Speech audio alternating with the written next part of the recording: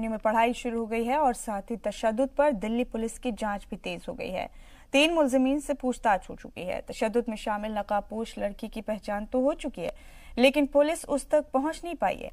वहीं एबीवीपी ने जेएनयू में तशद्दुद को नक्सली हमला बताया।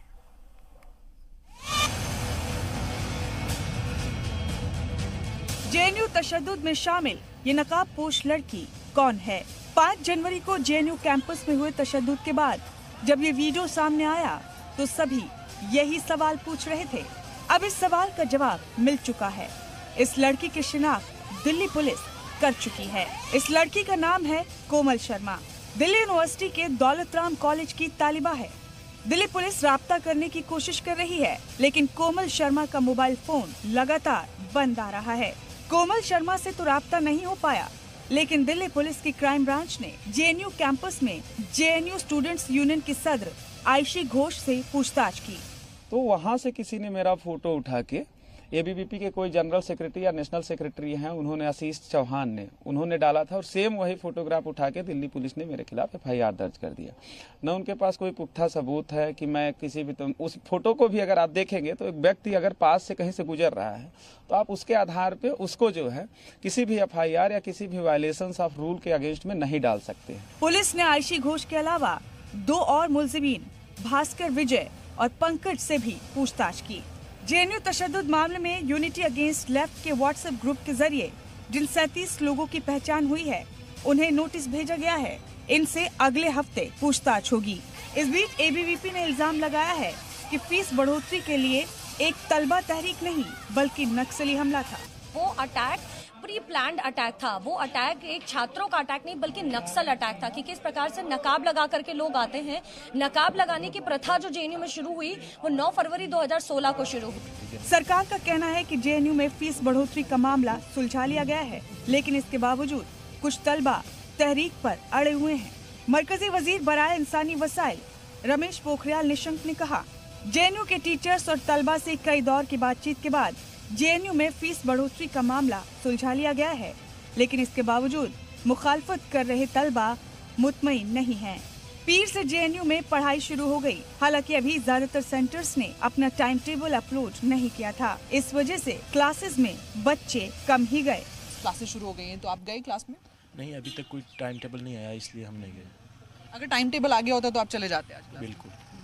अस्तर वालों को हुआ है क्योंकि हम एक फॉरेन लैंग्वेज में आए हैं जो कि एक नया लैंग्वेज होता है और हमें बेसिक सिखाया जा रहा था और हम उसी में लैग कर गए। हमारी वही चीज़ नहीं हो पाई, तो ऑब्वियसली है कि हमें आगे दिक्कत होगी। अब ये हम लोगों के ऊपर है और टीचर्स के ऊपर है कि वो इस चीज़ों को कैसे लेके जाते हैं।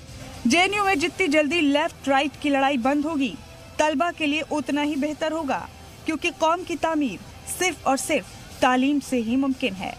रूफी जैदी के साथ ब्यूरो रिपोर्ट, जी मीडिया।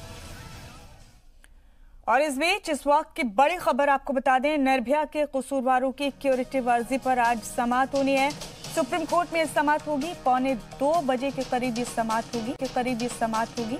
अर्जी पर बंद अदालत में आज ये समाअत हो रही है। मुकेश और विनय शर्मा ने क्यूरेटिव अर्जी दाखिल की है। अहम अपडेट इस वक्त का आपको बता रहे हैं। सुप्रीम कोर्ट में समाअत होनी है इस अर्जी पर। निर्भया के कसूरवारों की ये क्यूरेटिव अर्जी विनय ने और मुकेश ने दाखिल की है। सुमित कुमार हमारे नुमाइंदे हमारे साथ मौजूद हैं मजीद अपडेट लेकर। सुमित, बेहद अहम अपडेट है इस वक्त का। करीब 1:45 बजे सुप्रीम कोर्ट में बंद अदालत में क्यूरेटिव पिटीशन पर समाअत होनी है निर्भया के कसूरवारों की। सुमित, आपके पास ज्यादा अपडेट क्या है? जी बिल्कुल, देखिए 4 दोषी हैं इस पूरे केस में। उसमें से 2 दोषियों की ओर से क्यूरेटिव पिटीशन दायर की गई थी और जिसमें शामिल हैं मुकेश और विनय। इन दोनों की क्यूरेटिव पिटीशन पे सुप्रीम कोर्ट आज 1:45 पर सुनवाई करेगा। ये 5 जजों की बेंच है और ओपन कोर्ट में यानी कि खुली अदालत में इस क्यूरेटिव पिटीशन पे सुनवाई नहीं होगी, क्योंकि जो नियम है सुप्रीम कोर्ट के मुताबिक क्यूरेटिव पिटीशन जो है जजेस जो है अपने चेंबर में इसकी सुनवाई करते हैं। तो उम्मीद ये है कि 1:45 पर जो सुनवाई शुरू होगी तो 2 बजे तक जो है कोर्ट इस नतीजे पर पहुंचेगा कि इस पूरे मामले में विनय और मुकेश की क्यूरेटिव पिटीशन खारिज की जाए या फिर इस पर सुनवाई की जाए। तो जो जिस तरह से यह पूरा मामला है, क्योंकि रिव्यू पिटीशन पर जब सुप्रीम कोर्ट का जो फैसला आया था वो त्वरित आया था और कोर्ट ने भी ये माना था कि यह मामला जो है वो रेयरेस्ट ऑफ द रेयर का है, लिहाजा दोषियों की किसी भी तरह की जो है रियायत नहीं मिलेगी इस केस में।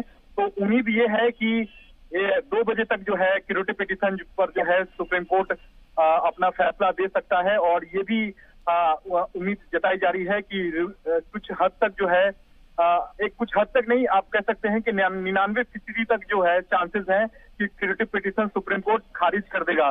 तो आज एक बेहद अहम सुनवाई कही जा सकती है। बिल्कुल सुमित, आपने ठीक कहा कि 99% इम्कान इस बात के ही है कि अर्जी खारिज हो जाए, लेकिन सुमित अगर क्यूरेटिव पिटीशन मंजूर कर ली गई तो उस सूरत में क्या हो सकता है, ये जानना चाहते हैं।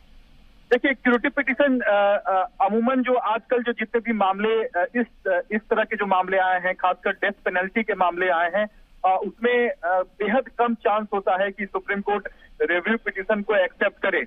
लेकिन ये जो मामला है, अगर 1% अगर सुप्रीम कोर्ट इस रिव्यू क्यूरेटिव पिटीशन के अलाउ करता है तो इसका साफ मतलब है कि इसकी सुनवाई अलाउ का साफ मतलब ये होगा कि जो फांसी की सजा है उस पर फिलहाल के लिए स्टे लग जाएगी और कोर्ट कहेगा कि हम इस पूरे मामले में विस्तार से सुनवाई करेंगे। तो सबसे अहम बात है कि आज अगर क्यूरेटिव पिटीशन अलाउ होती है तो सबसे पहले जो डेथ वारंट है जो पटियाला हाउस कोर्ट की ओर से जारी किया गया है, उस डेथ वारंट पर फिलहाल स्टे लग जाएगा। लेकिन इसकी उम्मीद बेहद ही कम लगती है, क्योंकि ये जो मामला है, जिस तरह से सुप्रीम कोर्ट का जो फाइनल एक फैसला आया था उसमें सुप्रीम कोर्ट का जो ये ऑब्जर्वेशन रहा था कि यह मामला इतिहास में एक पन्ने में लिखा जाएगा और यह मामला जो है रेयरेस्ट ऑफ द रेयर का है। सुप्रीम कोर्ट का फैसला आया उसके बाद बिल्कुल सुमित, रेयरेस्ट ऑफ रेयर मामला है, पूरे मुल्क के जज्बात से जुड़ा है, संजीदा मामला है। फिर से आपसे अपडेट लेंगे, आप नजर बनाए रखें। बहुत शुक्रिया आपका, आप जुड़े हमारे साथ। बढ़ते खबरों में आगे, दुनिया के सबसे अनोखे और सिफारतकारी के महाकुंभ कहे जाने वाले रायसीना डायलॉग की आज से शुरुआत होगी। आज इफ्तिताही इजलास में वजीर आजम मोदी मौजूद रहेंगे। 12 ममालिक के वज़राए खारजा भी इसमें शामिल होंगे। 104 ममालिक के वफ्द शामिल होंगे। 7 ममालिक के साबिक चीफ भी इसमें शामिल होंगे। दुनिया के 30 थिंक टैंक अपना नजरियात, अपने ख्याल इसमें रखेंगे। दुनिया के 700 लोग इस इजलास में शामिल होंगे। रायसीना डायलॉग में 40% खवातीन होंगी। दुनिया के चैलेंज पर राय रखी जाएगी। आइडिया और ख्यालात शेयर किए जाएंगे। टेक्नोलॉजी के किरदार, माहौलियाती तब्दीली और दहशतगर्दी अहम मुद्दे होंगे। और आपको बता दें कि शाम 6 बजे से इजलास शुरू होगा, 16 जनवरी तक चलेगा। रायसीना डायलॉग का ये 5वां साल है इस बार।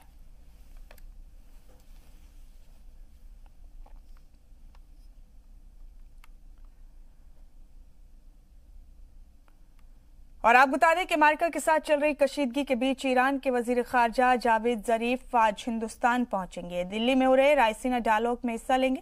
बुध को पीएम मोदी से मुलाकात करेंगे। माना जा रहा है कि इस बैठक में अमेरिका के साथ कशीदगी को कम करने के तरीकों पर भी वो चर्चा कर सकते हैं। तो ईरान के वजीर खारजा जावेद जरीफ भी आज पहुंचने वाले हैं। यहाँ पर हिंदुस्तान पहुंचकर बुध को वजीर आजम नरेंद्र मोदी से भी मुलाकात करेंगे। चले बढ़ते खबरों में आगे, एक तरफ शिवाजी महाराज और दूसरी तरफ बीजेपी नेता जय भगवान गोयल ने पीएम नरेंद्र मोदी का मवाजना शिवाजी महाराज से कर दिया। इसके बाद तो उनकी किताब का नाम जैसे ही बाजार में आया, बवाल मच गया और बवाल किया शिवसेना ने। तनाजों से किताबों का नाता अब दिन ब दिन बढ़ता जा रहा है और ऐसी ही एक तस्वीर इस किताब के रूप में सामने आई है, जहां भारतीय जनता पार्टी के लीडर जय भगवान गोयल की वजीर आजम मोदी को लेकर लिखी किताब पर तनाजा पैदा हो गया है। आज के शिवाजी नरेंद्र मोदी उन्वान से छपी जय भगवान गोयल की किताब पर शिवसेना ने ऐतराज जताया है। शिवसेना के एमपी संजय राउत ने मराठी में ट्वीट कर कहा कि इस किताब से महाराष्ट्र में मराठी लोगों की बेइज्जती हुई है। उन्होंने लिखा, इस किताब का इजरा दिल्ली में बीजेपी ऑफिस में हुआ। इस किताब के राइटर जय भगवान गोयल हैं। ये कौन है? ये भगवान गोयल वही शख्स हैं जिन्होंने दिल्ली में महाराष्ट्र सदन में हमला किया था और महाराष्ट्र के शिवाजी महाराज के साथ मराठी लोगों की बेइज्जती की थी। बहुत अच्छा बीजेपी। इस किताब की मुखालफत में महाराष्ट्र के अलग अलग शहरों में मुजाहिरे हो रहे हैं, जिसके बाद महाराष्ट्र के वजीर दाखिला अनिल देशमुख ने संजय राउत के सुर में सुर मिलाते हुए इस बात को आगे बढ़ाया।